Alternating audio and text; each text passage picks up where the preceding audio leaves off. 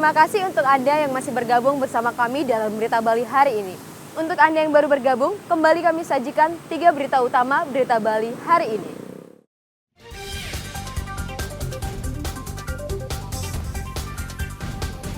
Sebuah mobil pickup terbakar di dalam garasi di Amlapura, Karangasem.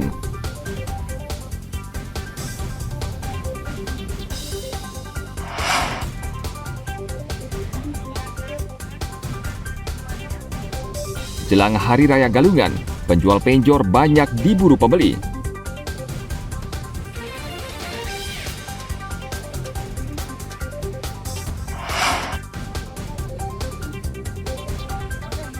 Berkunjung ke Gianyar, jangan lupa mencicipi kuliner tipat sate serapah daging ayam di Sengguan.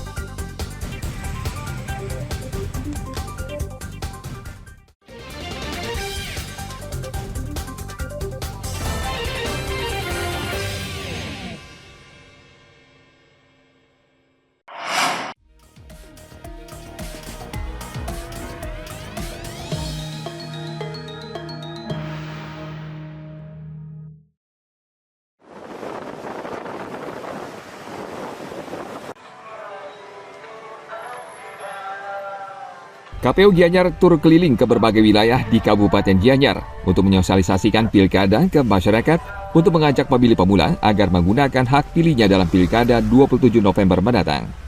Selain mendatangi pasar umum di sejumlah desa yang menjadi pusat konsentrasi warga, Komisioner KPU bersama anggota PPK dan PPS juga mendatangi siswa di sekolah lanjutan atas, baik SMA maupun SMK di masing-masing kecamatan. Selain sosialisasi, Komisioner KPU juga mengingatkan warga untuk menggunakan hak pilihnya karena suara pemilih akan menentukan siapa Bupati dan Wakil Bupati Gianyar serta Gubernur Bali dan wakilnya untuk periode 2024-2029.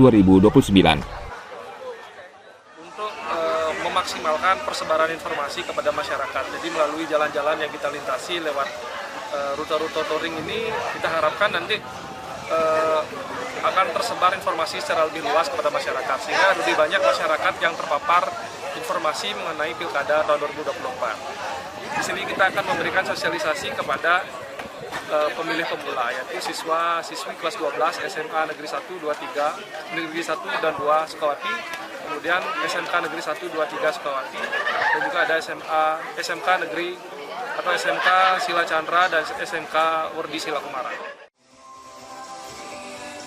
Melalui tur keliling, KPU Gianyar berharap angka partisipasi masyarakat Gianyar dalam pilkada kali ini meningkat. Setidaknya jumlahnya tidak berubah. Pada pemilu lalu, angka partisipasi pemilih di Kabupaten Gianyar mencapai 90%, paling tinggi disusul Kabupaten Badung sebesar 89% dan Bangli sebanyak 86%. Tim Liputan melaporkan dari Kabupaten Gianyar.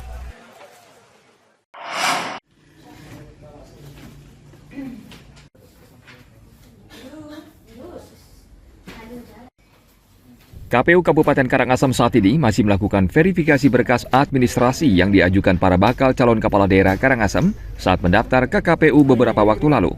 Dari hasil verifikasi sementara KPU, ternyata banyak menemukan kekurangan serta berkas yang harus diperbaiki kembali.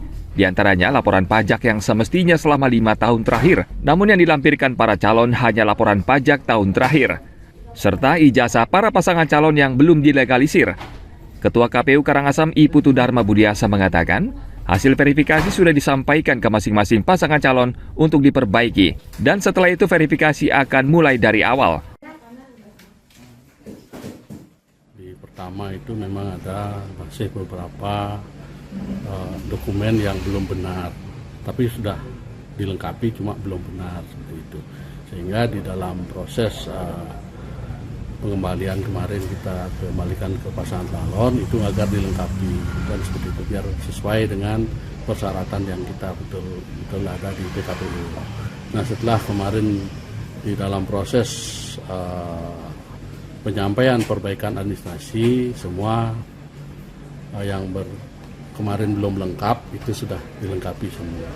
Nah, seperti ada jasa yang legalisirnya belum sesuai, kemarin sudah dilegalisir sesuai dengan perundang-undangan seperti itu. Terus terkait dengan ada juga laporan pajak itu yang kemarin diminta itu kan 5 tahun terakhir. Nah, sementara yang kemarin yang dulu disampaikan itu baru yang terakhir saja. Sehingga untuk kekurangannya itu sudah dilengkapi juga kemarin dalam perbaikan administrasi. KPU mengingatkan jika setelah dilakukan perbaikan dan verifikasi administrasi masih ditemukan kekurangan dan perbaikan kembali, maka KPU akan menyatakan bakal calon tersebut gugur dan tidak bisa mengikuti kontestasi pilkada. Setelah verifikasi berkas, KPU akan menggelar pleno penetapan bakal calon pada tanggal 22 September mendatang dan selanjutnya akan dilakukan pengundian nomor urut. Tim Liputan melaporkan dari Kabupaten Karangasem.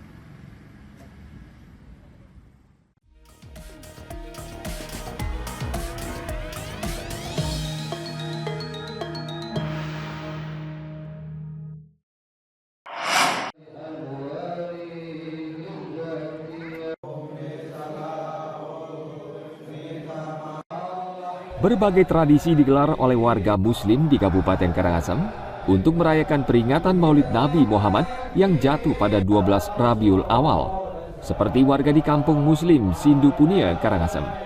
Mereka menggelar tradisi metabur dan tradisi medulang. Sejak pagi, para ibu dan remaja putri di kampung ini sudah berdatangan ke masjid. Mereka membawa dulang yang berisi aneka masakan terbaik dan buah.